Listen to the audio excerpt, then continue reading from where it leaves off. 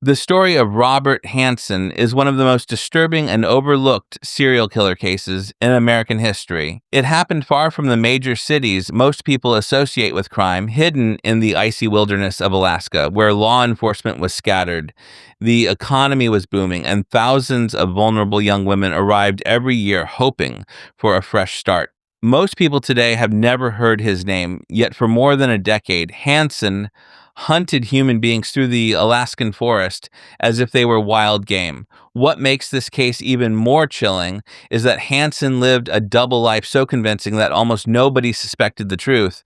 He was a quiet bakery owner, a respected father, a friendly neighbor, and at the same time a predator who buried victims in remote locations only he knew. This is the true story of how a seemingly ordinary small town businessman became one of the most dangerous serial killers the state of Alaska has ever seen.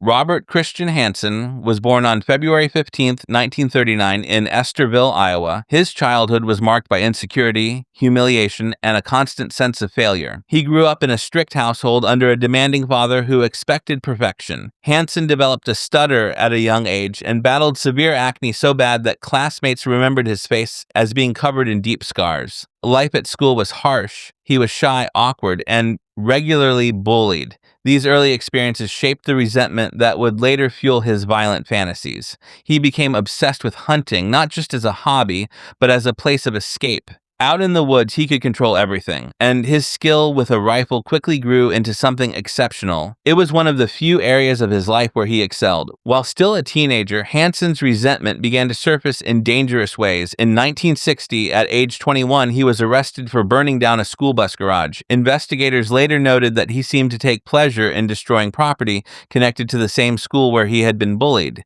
He served time in jail and spent time in a mental health facility where doctors diagnosed him with several behavioral issues connected to his low self-esteem and anger. Once released, he married and tried to rebuild his life, but the marriage quickly fell apart. He later remarried, and the second marriage lasted, but it did nothing to stop the troubling urges developing inside him. In the late 1960s, Hansen moved to Anchorage, Alaska. This relocation would change everything. At that time, Anchorage was transforming from a quiet frontier city into a booming economic hub. The construction of the Trans-Alaska Pipeline brought thousands of men to the region, and with those men came an explosion of nightlife.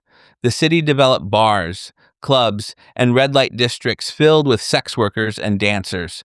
Many of these women were transient, new to the state, or economically vulnerable. They came and went frequently, and their disappearances were often overlooked by both the public and law enforcement.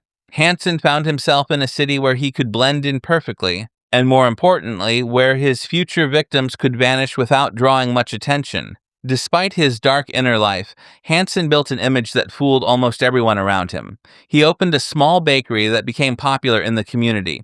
Customers described him as polite and soft-spoken. He had a wife, 2 children, and a reputation as someone who worked hard. Most people saw nothing unusual about him. Behind the scenes, however, Hansen had already begun to act on his violent fantasies. He was arrested more than once for minor offenses, including theft and assault, but Anchorage judges were often lenient, giving him short sentences or suspending time served. None of these early crimes hinted at the full extent of what he was capable of. Hansen's obsession with hunting never faded. He spent most of his free time in the wilderness, developing an incredible knowledge of the remote landscape surrounding Anchorage. He became a skilled bush pilot, flying his personal plane into isolated areas, sometimes hundreds of miles from civilization. His home was filled with trophies from hunting trips, and he set archery records that earned him local recognition. Friends admired his shooting ability without ever realizing what his precision would be used for. By the early 1970s, Hansen realized he had an opportunity that almost no other serial killer had ever encountered. In Anchorage, the combination of a booming economy, a high number of transient women, and vast forests created the perfect environment for a predator who knew how to disappear. Hansen began approaching sex workers in the city's downtown district, offering them money for what they believed was a short encounter. Some he assaulted and released, others he kidnapped and forced onto his private property.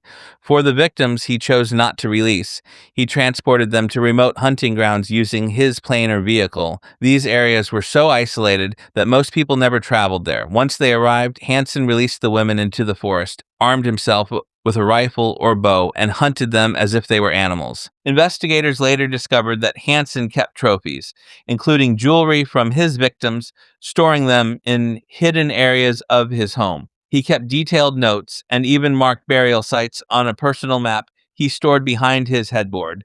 Over the years, several women disappeared from Anchorage. Their cases were often classified as runaway situations or assumed to be connected to the unstable lifestyle many of the victims were forced into. Without consistent witnesses and with limited resources, law enforcement struggled to find connections. Everything changed in June 1983 when a 17-year-old girl named Cindy Paulson escaped from Hansen. Paulson's survival and her ability to tell police exactly what happened to her became the turning point of the entire investigation. She explained how Hansen had kidnapped her, chained her in his home, threatened her with weapons, and prepared to take her on a flight to the wilderness. By a moment of sheer courage, she escaped while Hansen was distracted, running barefoot through the streets until she found help. Her account gave police their first solid description of a man who matched Hansen's lifestyle, his appearance, and his property. Even then, some officers were reluctant to believe her at first due to her age and circumstances. But the more details she shared, the harder it became to dismiss her claims. Once investigators realized that they might be dealing with a serial predator in Anchorage, they began examining unsolved disappearances stretching back more than a decade. Patterns started to emerge. Ballistic evidence from earlier discovered remains pointed to a specific type of weapon Hansen owned. Physical descriptions from several assault survivors matched Hansen. Behavioral profilers with the FBI helped outline what kind of offender law enforcement should look for, and Hansen fit the profile almost perfectly. With growing suspicion, police knew that the next step would be crucial. They needed to prove that Hansen was their man, and that meant obtaining a search warrant for his home, vehicles, and aircraft. What they were about to find would confirm their worst fears. On October 27, 1983, Alaska state troopers, working with the Anchorage Police Department, executed a search warrant on Robert Hansen's home, bakery, vehicles, and personal aircraft. Investigators approached the search carefully, understanding that if Hansen truly was responsible for multiple murders, the evidence they found would need to withstand intense legal scrutiny. The search team spread out across the property, examining every room and every hidden space. At first glance, the home looked like any ordinary family residence. Nothing appeared obviously out of place.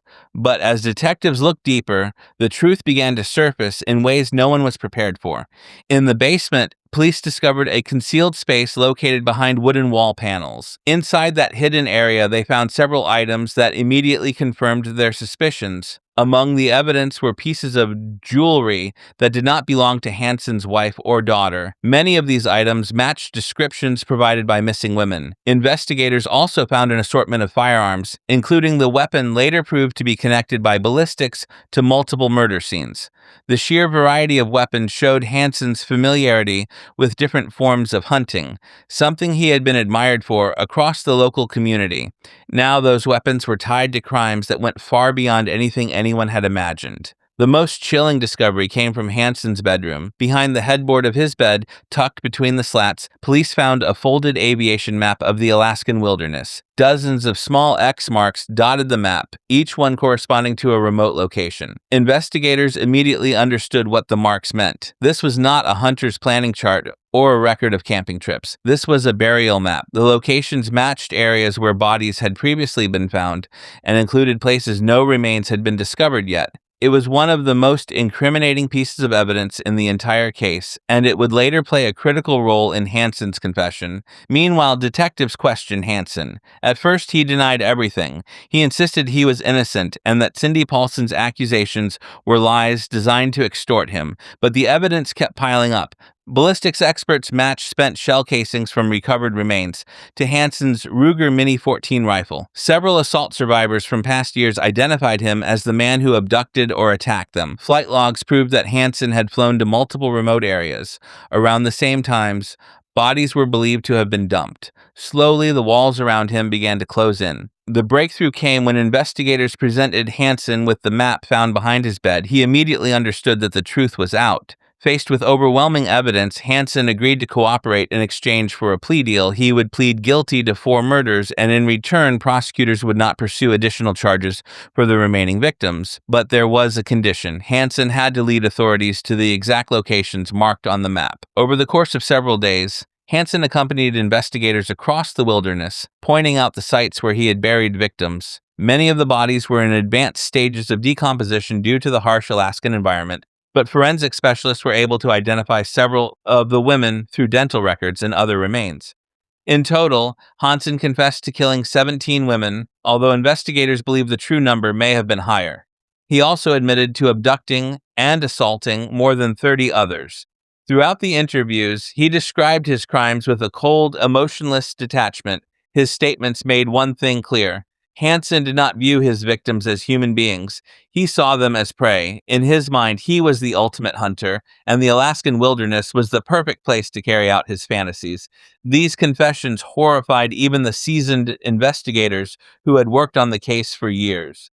During the excavation efforts, law enforcement teams traveled by helicopter, boat, and foot through some of the most rugged terrain in Alaska. Many of the burial sites were located in dense forest areas, along riverbanks, or in remote clearings only accessible by air. It was grueling work. Officers spent hours digging through soil, ice, and debris to recover remains. Each discovery served as a heartbreaking reminder of how many lives had been destroyed. The victims ranged in age, background, and personal history, but most were women who had fallen into vulnerable circumstances. They were dancers, sex workers, and young women new to Alaska trying to survive in a city undergoing rapid change. Their disappearances often went unnoticed for long periods, not because no one cared, but because many of them lived transient lives with few connections in the community. With the recovery of the remains and Hansen's confession, prosecutors finalized the charges.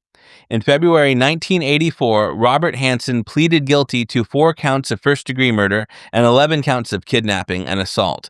The judge sentenced him to 461 years in prison, plus a life sentence, ensuring that he would never again experience freedom. During sentencing, prosecutors emphasized the sheer cruelty of his crimes, the duration of his violence, and the enormous impact on the victims' families. The judge agreed, calling Hansen one of the most dangerous criminals the state had ever confronted. After sentencing, Hansen was transferred to the Spring Creek Correctional Center in Seward, Alaska, where he spent many years isolated from the general prison population. Later, he was moved to a federal facility in Pennsylvania due to medical issues and overcrowding concerns in Alaska's system. Despite his age and declining health, Hansen rarely spoke publicly about his crimes after his conviction. He showed little remorse, and there is no record of him ever apologizing to the victims' families. To investigators, his silence only reinforced the belief that he had always viewed himself as separate from the suffering he caused. Even after Hansen's arrest, the recovery of his victims continued. Because Alaska's wilderness is so vast, some burial locations have remained undiscovered to this day. Investigators believe that Hansen may have had more victims than he admitted, but without additional evidence, those cases remain unresolved. His death came on August 21, 2014, at the age of 75. He died of natural causes at the Alaska Regional Hospital in Anchorage after being transferred from prison due to declining health. His passing brought an end to the life of a man who had led one of the most haunting double lives in American crime history. The legacy of the Hansen case still affects Alaska today. His crimes changed the way law enforcement tracks missing persons, especially cases involving vulnerable women. Many officers who worked on the investigation have said that the lessons learned from Hansen helped them identify patterns in other cases throughout the state. Anchorage improved its coordination between police units. updated its case tracking systems, and devoted more resources to crimes involving women at risk. Hansen's crimes also brought national attention to the dangers faced by women working in isolated communities across the country. Beyond law enforcement, the case left a lasting impression on the public. The idea of a local baker and devoted father secretly hunting women in the wilderness exposed how easily a violent predator can hide behind a normal life. It also highlighted the vulnerability of women whose disappearances were too often overlooked. For many people, this case is a reminder of how important it is for communities to pay attention to those who might otherwise go unnoticed. The victims of Robert Hansen were real women with real lives and families. Their stories continue to be told not only to remember them, but to honor their lives and acknowledge the injustice they suffered. This is the true story of Robert Hansen, the butcher baker of Alaska, a man who hid behind a mask of normalcy while committing horrific acts in some of the most remote places in North America. Through the courage of a survivor, the persistence of investigators, and the determination of law enforcement, he was finally stopped after more than a decade of violence. His case remains one of the most chilling examples of how evil can operate in plain sight and how justice, though delayed, can still be achieved through truth and relentless work. Thank you for watching this story. If you enjoyed learning something new today, make sure to subscribe, like the video, and leave a comment telling us what you thought of this story.